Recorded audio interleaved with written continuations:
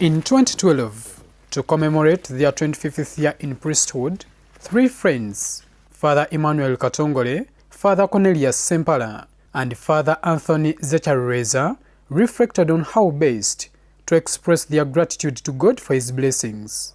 They decided that planting a forest would be the perfect tribute, aligning with Pope Francis's second encyclical, Laudato Si.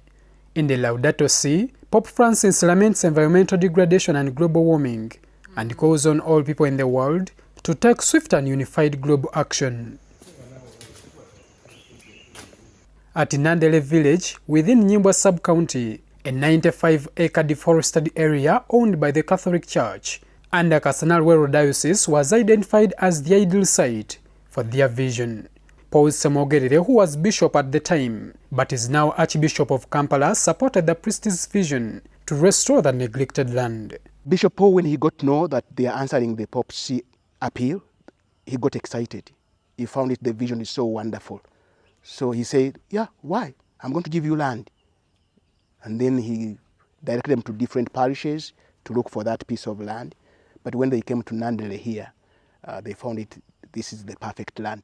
To bring their vision to fruition, in 2019, the priests established the Bethany Land Institute. If you don't educate the people, they will cut the forest. You need to educate the people, to train the people, how important is the environment. And that's how the institute started. Today, what was once a neglected and barren landscape has been reborn as the Lazarus forest, named after the biblical Lazarus, who was resurrected by Jesus Christ. The forest has grown to cover 244 acres from the previous 95 acres. After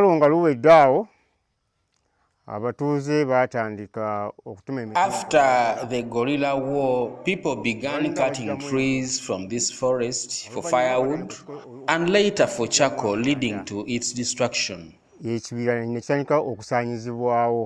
found the place when it had been every encroached on, every degraded.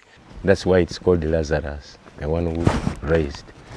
It was a bush, but now it's becoming a forest. Father Joseph Kakoza Nyanzi, the administrator of Bethany Land Institute, emphasizes that their work goes beyond protecting the remaining forest land. They are also reforesting areas that were previously encroached upon. We have planted a lot of trees in this forest. When we came here, when I visited the forest, it was almost empty. You had some trees at the roadside, but inside it was empty, and it was really dry.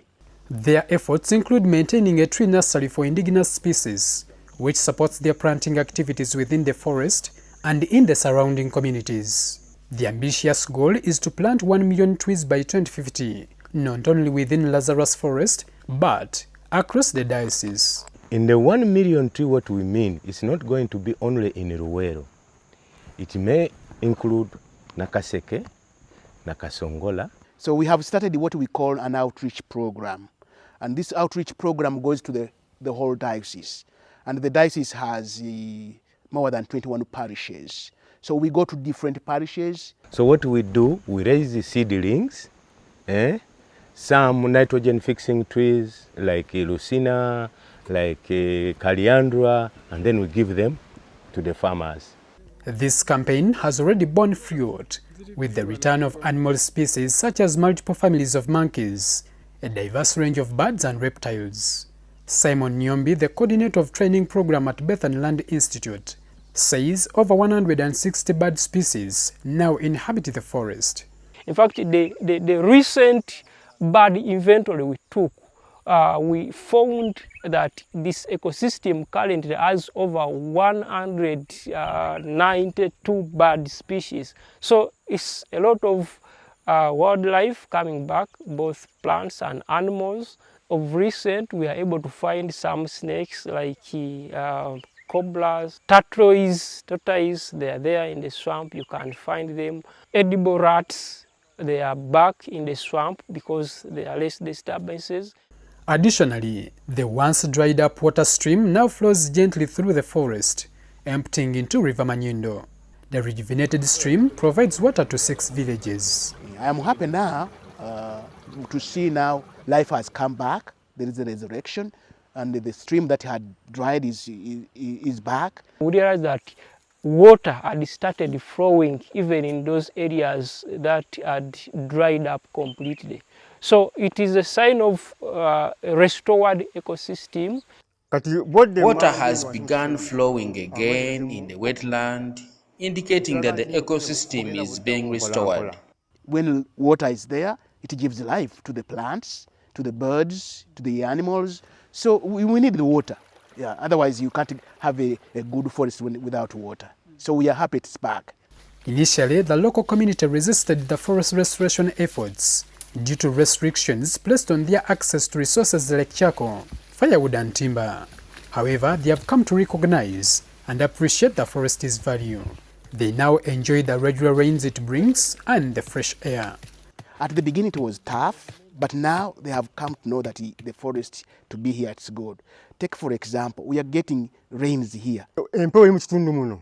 The air now feels different, signaling the forest's transformation from destruction to restoration.